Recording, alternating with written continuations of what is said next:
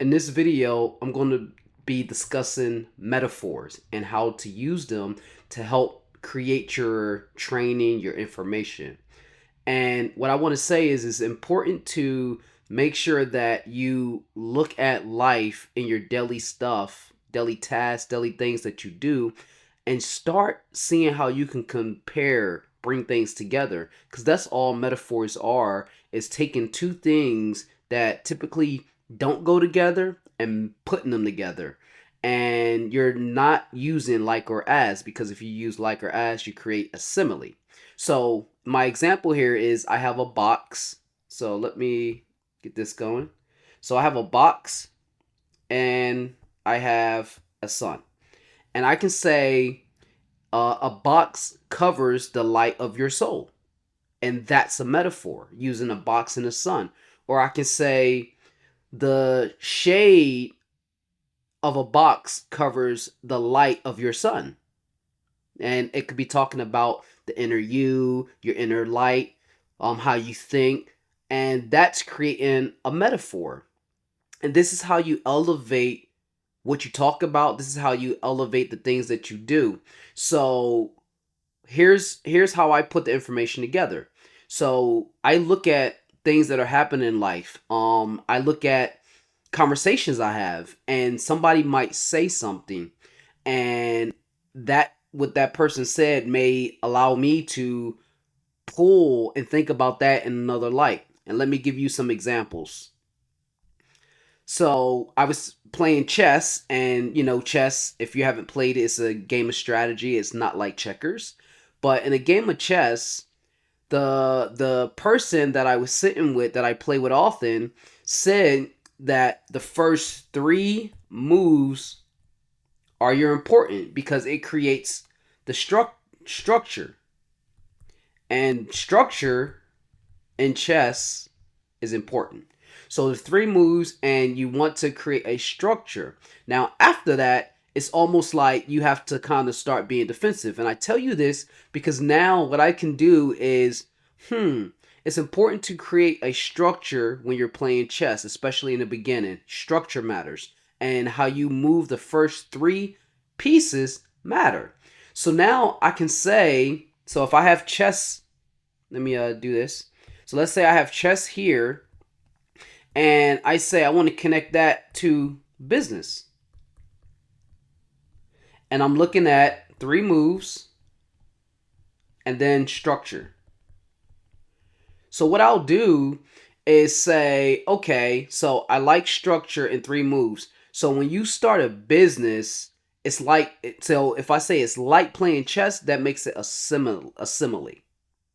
Or if I say your marketing must have structure and the first 3 to 4 moves are important. That's the metaphor of business and chess. Or, your LLC must have structure and it depends on the first 3 steps that you take in your business.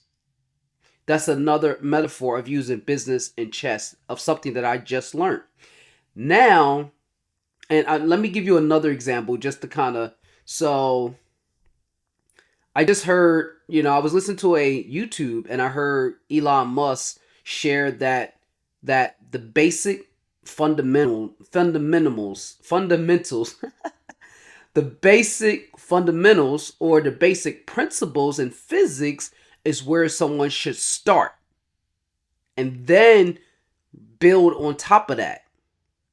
And I took that as, so the basic principles or fundamentals is important. So basic principles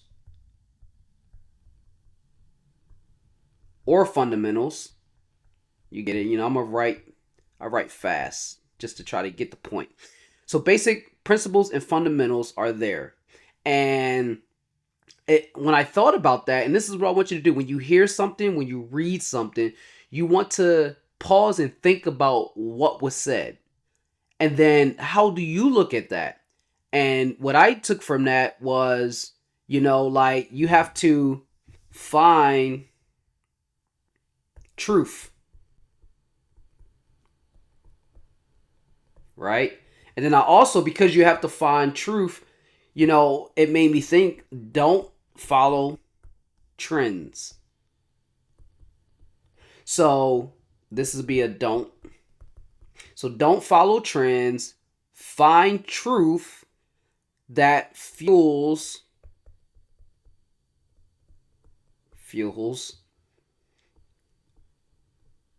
your task.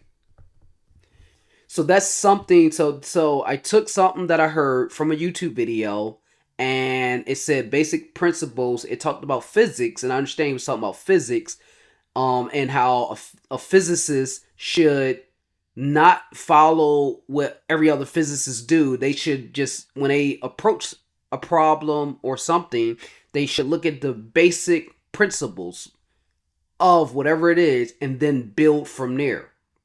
And that's what that means. Like, don't follow the trends. Find the truth, the principles, the things that are the building blocks of something. You don't want to start where everybody else start. So that's how you kind of can create your information. This is how, like, see, you're not talking physics, but you're talking business, and you're using the physics as a metaphor for business or whatever it is you're applying it to. It could be for training for kids, it could be for training for women, men, doesn't matter. But this is how you do it. So to elevate it, I also want you to see that I created a FT. This is the alliteration. And when you alliterate and you do it in a repetitive manner, it allows the information to be fed easily. So don't follow trends, find truth that fuels your task. So whatever it is that you're attempting to do in your business, don't follow the trends. Find the truth and then let that truth fuel your task. So now I want to elevate it more. So let's talk about what I did. So I listened. So let me make this a little thicker because I don't like that. All right. So what most of us do is we think we have to like invent and create everything, and that is a huge task. But there's information. Understand that there's information coming at you at such an alarming rate today. Whether you pump gas at the gas station, whether you talk to a friend, whether you see the news or you watch a YouTube video, there's information that are just flying your way. And what we need to do is think about, especially when it's like information that we choose, and that's important. You want to choose what you pay attention to. And when you read a book that is, for growth or for business or anything or for marketing, you want to think about what's being said. You don't want to just fly through the book. You want to think about what's being said. What does it make you think?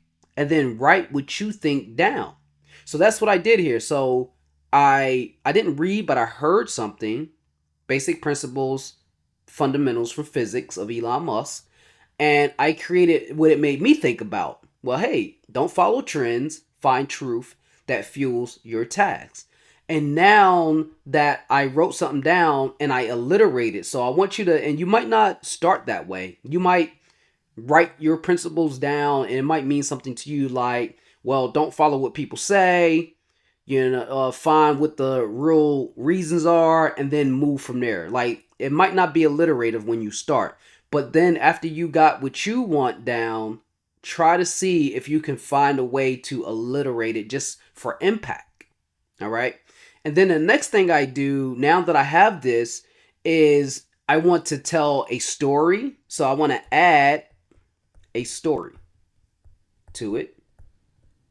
And then I also want to add a picture to it, because this is what's going to really elevate your teaching, your training, and the work that you do. So don't follow trends, find truth that fuels your task. So I go to real estate because real estate, I was in the business the longest. But I can also go into the car business because I was once a salesman in the car business. Now, the trend in the car business was to sit on that lot and just wait for what they call ups of people just coming on the lot and trying to make sales out of that. And that was like one of the trends people did. So I was like, well, what is the truth of the trend that they following? Like, what's the truth, the basic fundamentals, the basic principles of people that just stroll on a lot?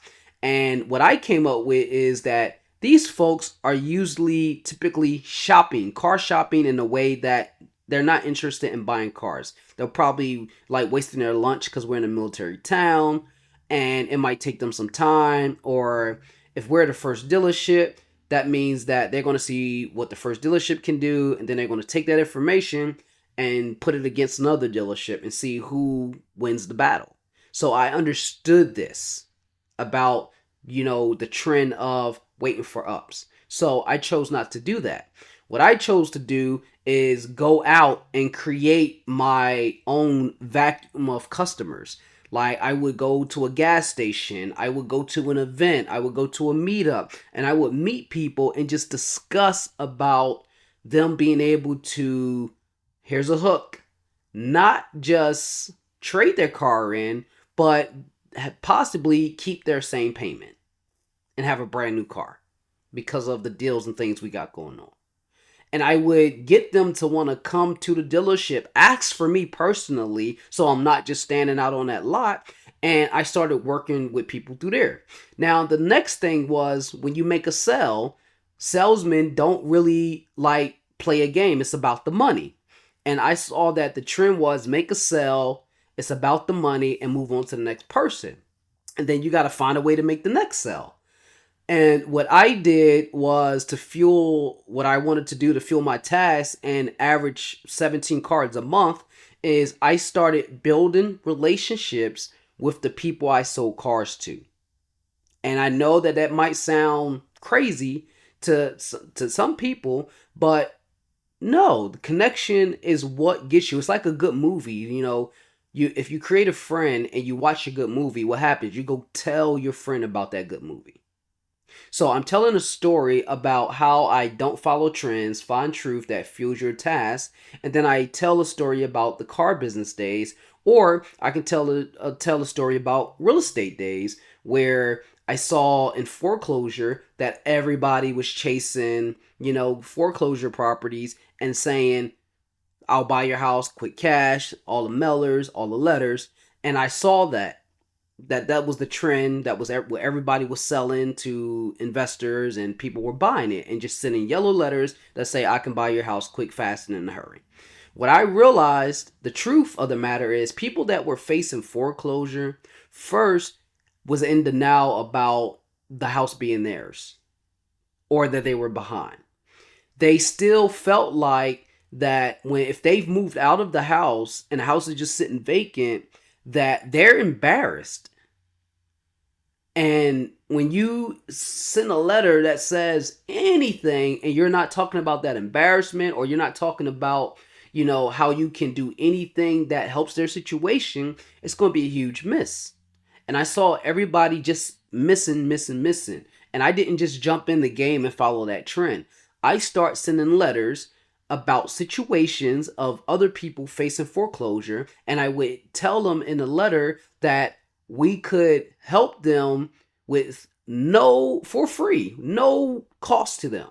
Because again, I already know that you're behind in your foreclosure, so you probably don't have right access to capital to try to deal with this house that you stopped dealing with like a month ago because you're 2-3 months behind. So I wrote a letter that talked about the struggle, big banks, and then how we can step in and help save your house for free. Now, that generated a huge response of people that came to me and allowed me to help them. And some people we helped absolutely free. We got their payments deferred. We got them to keep their house. We got them to lower their payment. And then for others that we couldn't help, we were able to either like let it go peacefully, and they just at least learned something and learned, like just figured things out so they know what not to do next time. Like, we were able to give them some knowledge and some wisdom on if they run into a situation like this again. And then the others, we were able to do deals, and they were willingly hand us these houses where we didn't have to worry about competition because we approached them in a whole different way. So anyway, that was a long way of telling of the stories. Now, a picture. You can add a picture. So to wrap this up, what I do is like I can do a picture of like sending mail, right? I can say here's the pictures of the mail while I'm telling this story and explain how one letter says, I can pay cash. Another says, the I can help you fight the bank